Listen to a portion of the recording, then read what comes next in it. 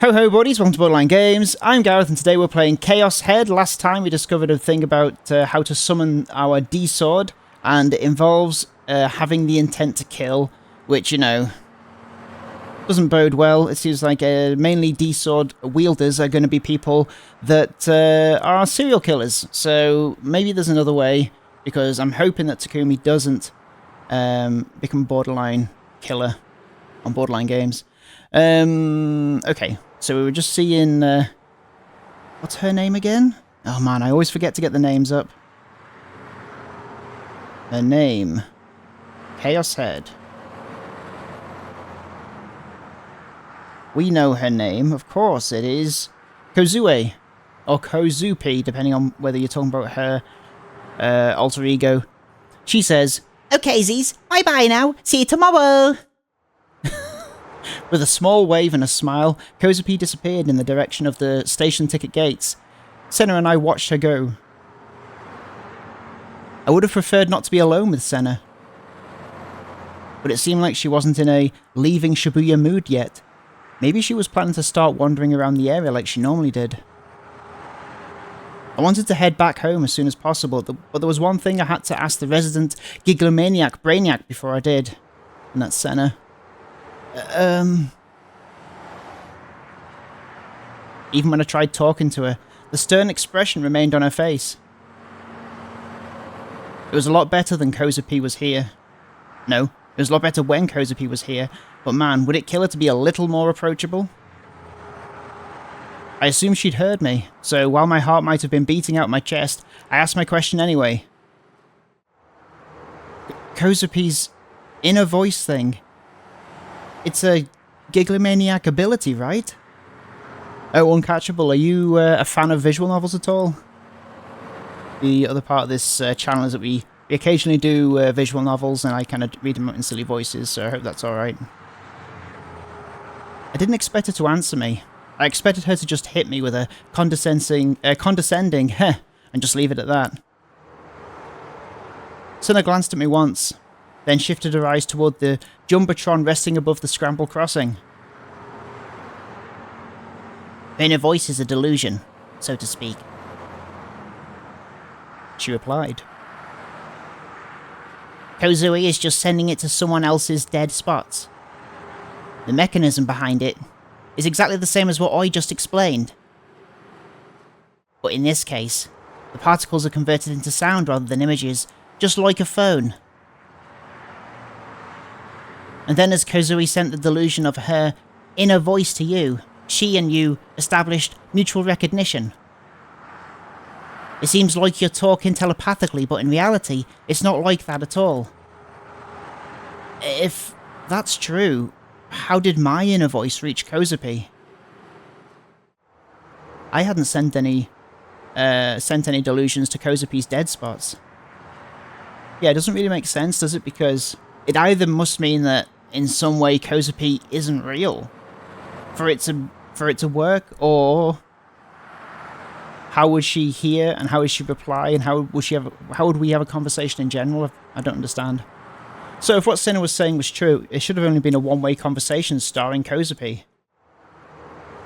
And yet despite that, we'd had a conversation with just our inner voices. Several even. Giglomaniacs can make other people see their delusions. Kozue's ability is particularly strong.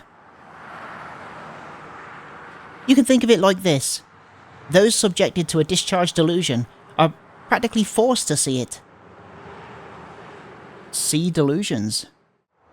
Was such a thing possible? I definitely couldn't do that. And if I couldn't, then I probably wasn't actually a Giglomaniac. Suddenly, Senna looked farther away from me, her gaze shifting from the Jumbotron to the crowds of people walking through the scramble crossing. All those have become Giglomaniacs. Broke at some point in their lives. Broke? What do you mean?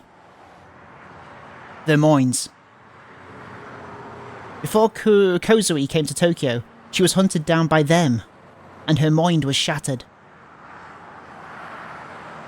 And so Senna began to tell me about the what Kozupi had experienced before she transferred schools. She began by saying that she'd seen it in an image, one that she'd witnessed back when she first met Kozupi.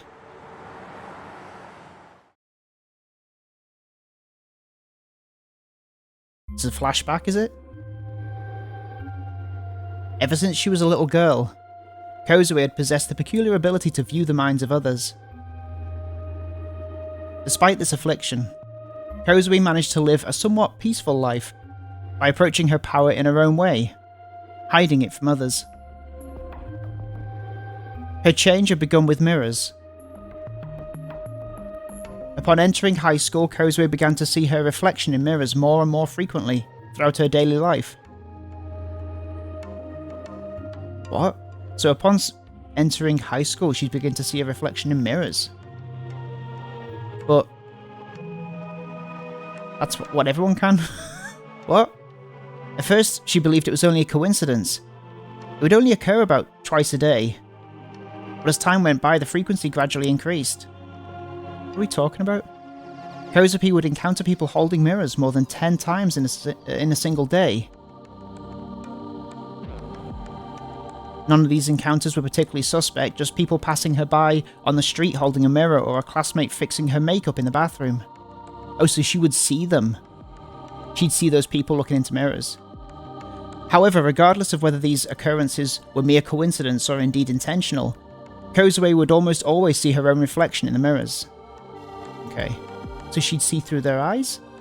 Eventually, all of those who held the mirrors began to make noises akin to suppressed laughter. In their minds, they called out to Kozupi with the words, "Who are you?" In the classroom, on campus, en route to the school, while shopping, everywhere Kozupi went, these people would appear. It was not a specific person perpetrating it. It was a different person every time. But in Kozupi's eyes, anyone who possessed a mirror began to look suspicious. Anyone who would suppress their laughter around her began to look suspicious. Before long, even those without mirrors began to look suspicious, and Kozupi began to face hallucinations in which they would all call out to her with, "Who are you?" She became nearly neurotic, and the voices present in the back of her head refused to leave. One day, Kozupi mumbled something to herself in the mirror. "Who are you?" Upon saying those words, Kozupi felt an immense sense of fear, one that told her she truly did not know the answer. A girl with the same face as hers addressed her from the other side of the mirror. "Who are you?" Ever since that day, Kozupi could no longer speak, and she was unable to look at herself in the mirror. Even still, the question of "Who are you?" would continue to assault her. She did not even know whose voice it was inside her head anymore. And due to another facet of her peculiar ability, much akin to a broken fax machine, Kozupi would receive the voices of other people indiscriminately, regardless of if she desired to or not. She herself had no say in the matter, and thus Kozupi's mind was torn to shreds. One day in the second year of high school, Kozupi was cleaning the classroom at the end of the day. As she tidied up, 3 female classmates of hers, all with mirrors in hand, were whispering something among themselves. Mirrors. Suppressed laughter. Then came the question, "Who are you?" Had it truly been the inner voice of one of the 3 classmates? Or had it been just a hallucination on Kozupi's part? It didn't matter. The reflection in the mirror found its way to Kozupi's eyes, both of which were trembling in fear.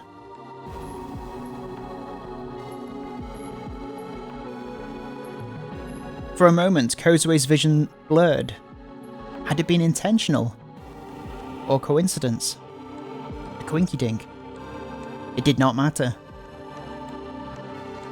At that very moment, Kozupi's mind, after facing endless strain for well over a year, finally broke. the event accompanied by the sound of glass shattering. Upon realizing this, Kozue shrieked. No, screamed from the deepest depths of her lungs. Out of the corner of her eyes, Kozue saw her D-sword and took hold of it for the very first time. She then proceeded to attack her 3 classmates. Oh my god. Did she kill them? The hands of the 3, each of which holding a mirror, were then severed by the rebooted D-sword in less than an instant.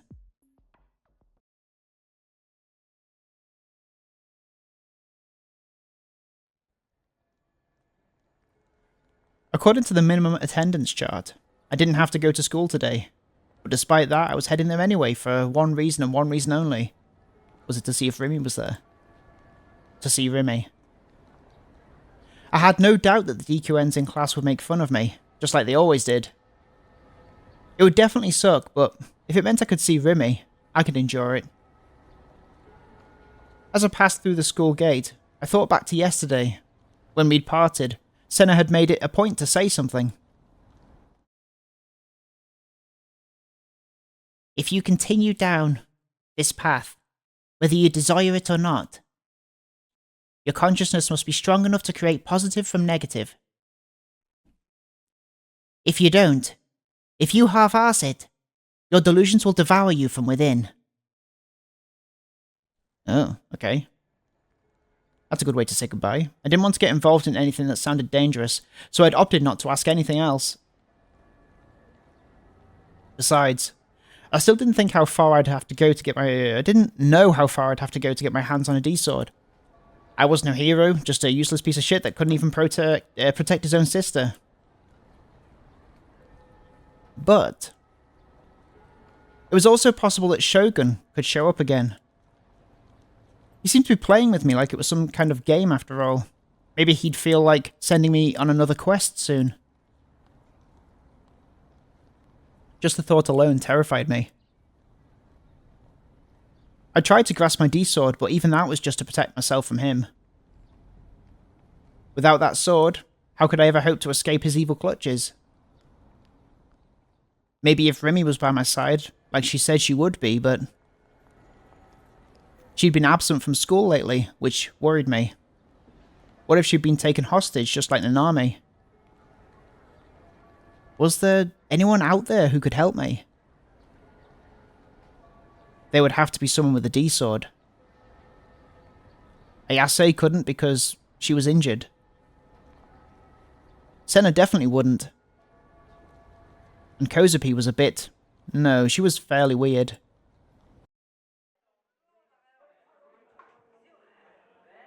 My head looking squarely at the floor, I entered the classroom. Before taking my seat, I took a quick look around. I looked toward Remy's seat first. Empty. Was she taking today off too? Was it really that simple? Was she really just taking time off? I began to feel anxious. I wanted to see her. I wanted to see that cheerful face. Next, I looked over at Kozupi's desk. She was in her seat, face down and huddled up. I was reminded of what Senna had told me yesterday. It now made sense why Kozupi was always like that. Morning, Takumi-chan. Morning, Kozupi. I didn't make eye contact, but I greeted her with my inner voice. The female DQNs were watching me, smirking. And I'm not going to say that. It was no different than yesterday. They'd all already labelled me as that otaku freak who said he was psychic and made an ass of himself on TV. And that label wasn't going away anytime soon. The male DQNs didn't seem to have arrived yet. It was pretty common for them to skip first period, and that was fine by me. I took my seat. But when I did, that voice called my name. What voice? Is this supposed to be Remy? Good morning, Taku. Whoa, she just turned up. Simple as that. Shocked, I looked up in a panic. And there she stood, right in front of my very eyes. Rimi. With a hint of shyness, she gave me a short wave. Long time no see. Rimi. It wasn't an illusion. It was a definite presence. She was breathing. Her hair was rustling. She was blinking. She was right there. She was right here. I felt a twinge in the back of my nose. A tightness squeezed within my chest. I felt like I was going to cry. I still hadn't sat down. I just frozen with my head hanging down. I was so happy. I'd gotten to see her again. Hey, Taku. What's wrong? Are you crying? Frantically shook my head. If my DQN classmates found I was crying, they'd start making fun of me all over again. I told myself that I couldn't cry, but the tears kept flowing. Oh, I get it now. You're just that happy to see me again, aren't you? Just kidding. That might be giving myself a bit too much credit. Even as she joked around so cheerfully, all I could do was continue shaking my head. I couldn't even look at her. If I did, I knew I'd really start bawling. Suddenly, someone clapped me on the back. What up, Taku? It was Masumi-kun, with an uncomfortable look on his face. His slap was a lot weaker than usual. He certainly had no issue ignoring me before. Why start paying attention to me now all of a sudden? I'm sure that you'll regret talking to me. You'll become the DQN's next target, just like me. Yeah. Rimi. Masumi-kun. Even you. You both be better off not associating with an otaku freak like me. I remained silent, but Masumi-kun forced a smile. Well, don't you look like shit? You're already this worn out this early in the morning. Ha ha ha ha. Well, I know you're just that kind of guy. As harsh as his words were, I didn't get the feeling that he was joking or acting sarcastic. After all, it was pretty common for him to say stuff like that. Okay, but who can blame him? Anybody'd get worn out hanging out with someone as stupidly cheery as you are in the morning. What do you mean, stupid? You come to school for the first time in forever and this is what I get. Alrighty. Then how about so cheery it seems fake? Hey, Taku, what do you think? She right or wrong? Yeah. I nodded ambiguously. The tears had somehow managed to stop. The usual routine was happening right in front of me. Both of them were completely oblivious to the fact that my standing in class had taken a steep nosedive. Oh yeah. Did you hear about Kishimoto? Apparently she's still in hospital. Her injuries weren't all that bad, but she's pretty messed up in the head. Listen up, Taku. You wanna know the fastest way to a woman's heart? I like you care in her moments of weakness. Okay, we've not changed much, Masumi. So, on that note, I'm seriously thinking about paying Kishimoto a visit. You're the worst, Dai-chan. Boo! You realise you're gonna get stabbed by your girlfriend for real this time, right? I'm just dropping by. Nothing's gonna happen that I'm gonna feel guilty about. That's not what you said a few seconds ago. Oh yeah, and while we're at it, Taku, you know Kishimoto, right? You mind coming with me? Huh? It was the typical subject matter for Masumi-kun. I thought for sure he was going to ask me about my psychic powers, but when he didn't, it caught me completely off guard. But instead of noticing, Masumi-kun went right back to what he was saying. And then we fell into our usual routine. Masumi-kun talking and talking, Rimi occasionally butting in with a sharp jab and me just giving vague responses. and the fact that it was no different than usual made me happy.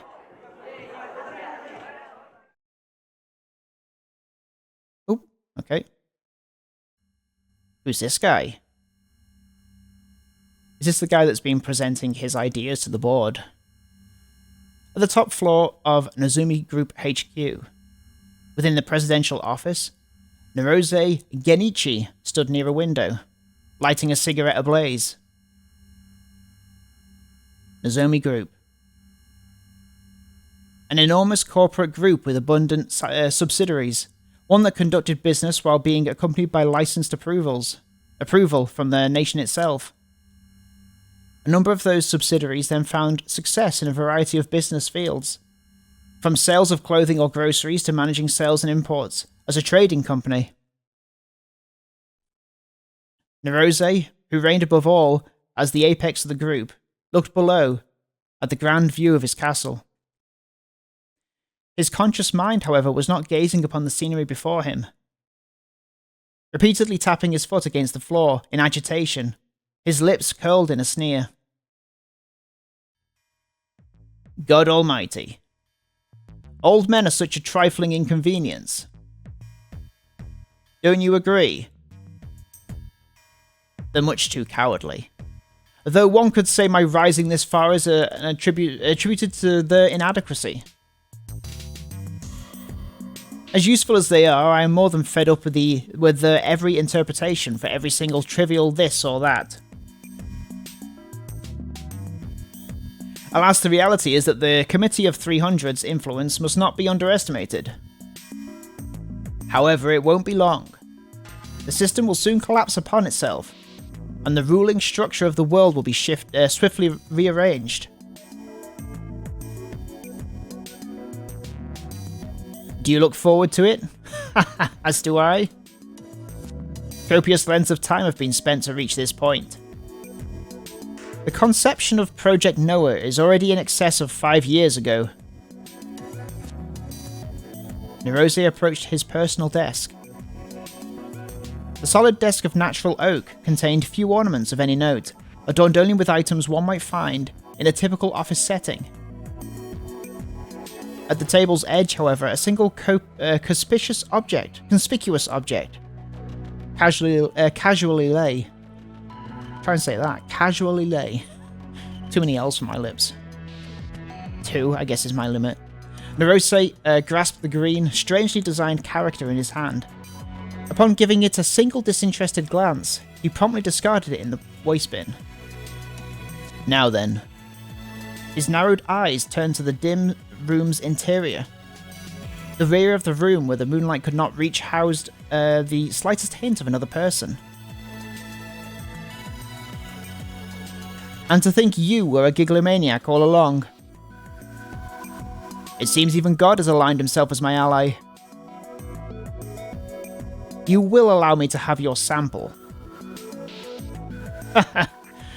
Whatever is the matter? You've not a thing to fear. I was once a doctor, you see. One wouldn't dream of proceeding without first obtaining informed consent. In addition, the hardware for Noah 2 is already complete. All that remains now is the software. And to that end, I require many samples of you giglomaniacs. Or more precisely, code samples, relative to one's noradrenergic noradrenergic. Is that how you say that? Synapses. These are behavioural samples taken from the region that manages brain function. There is individual variation between code samples. Giglomaniacs, as noted by their exceptional abilities, utilize an otherwise untapped activation of these NA synapses, which exert their influence over a broader region of the brain. The human brain utilizes 10% of its overall capacity, but this does not apply to giglomaniacs. It is understood that they utilize the remaining 90%. The inner workings of the giglomaniac's mind are truly fascinating. Those samples will play the role of Noah 2's CPU, so to speak. With each and every additional sample, the abilities of Noah 2, Noah the Second, will approach that of a true Gigalomaniac, until eventually it surpasses them. Do you offer your consent? Are we going to see somebody? Brilliant. Norose nodded in satisfaction, exhaling a cloud of smoke as he returned his view to the scenery beyond the window. Upon viewing it up close, the Shibuyan nightscape was the essence of vulgarity itself, leaving Norose solely with feelings of discomfort. His persistent belief of his remote location, however, was that it was more than adequate. Nevertheless, it would not be long before this nightscape would be a sight never to be seen again. The final experiment of his Project Noah would make sure of that. The day is nigh, for the world to be born anew. Oh, hello. That's Nanami? Is it Nanami? Is it? Interesting. It was lunch break. I actually skipped lunch. I had no one to eat with, and I didn't want to eat alone in the classroom. Recently, Rimi had started asking me to eat with her, but since I was me, I would always get embarrassed and would refuse in the end. That meant that my usual routine would be to leave the classroom and take refuge in a place I felt comfortable. Sometimes it was the library. Sometimes it was the courtyard. But now that everyone in the school knew my face, there was no place I could go where I could relax. The merciless gazes that pierced through me, the abuse and ridicule that was hurled at me. Today, too, I walked around the school being exposed to all of it. Eventually, I knew I had no choice but to duck into a private bathroom, but right when I was about to, I saw Nanami walking down the corridor leading to the first year building. It looked like she was walking alone toward the classrooms. Speaking of Nanami, I hadn't spoken to her since the incident. I'd been avoiding her for the entire week. And I'd been doing it because I didn't know how to act once I saw her. I put my own life before hers. I was the worst big brother ever. It was only a miracle that Nanami had been released safe and sound. I'd had nothing to do with it. Maybe Shogun had told her that it was my fault she'd gotten kidnapped. If he had, she would definitely be angry with me. Maybe she hated me. Maybe she didn't want to speak to me ever again. That was why I didn't have the courage to go talk to her. But now that I've seen her, I was starting to worry about her once again, even after everything. I wondered if I had truly wronged her. I wondered if she'd been injured. I wondered if she'd been hurt mentally.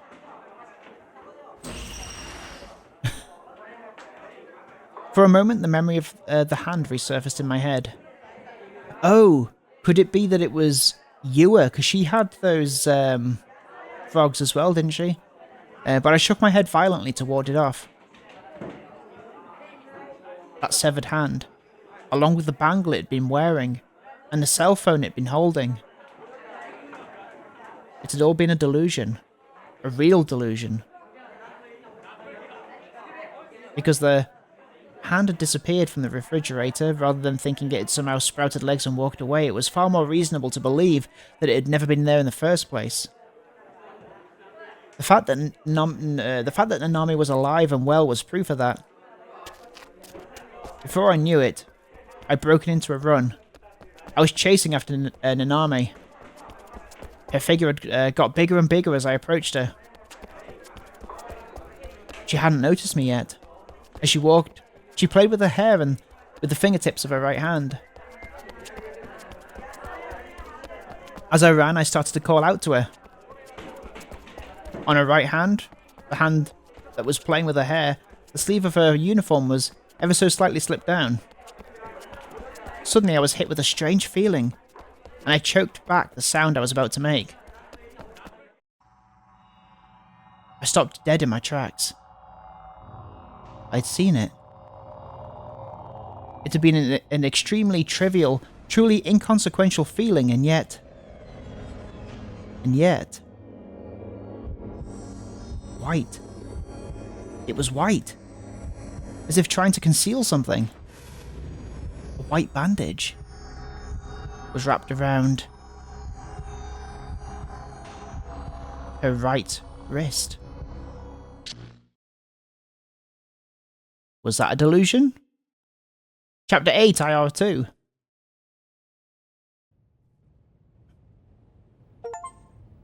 Wow. Okay, well, I guess that's the end of a chapter. So, is that implying that maybe Nanami had her hand removed? Or, it can't be, right? That wouldn't make sense. Well, I guess we're going to end it there today. Thank you so much for watching this episode of Chaos Head, and I will see you next time. Have a great evening. Take care of yourselves. Bye-bye. Bye-bye-bye.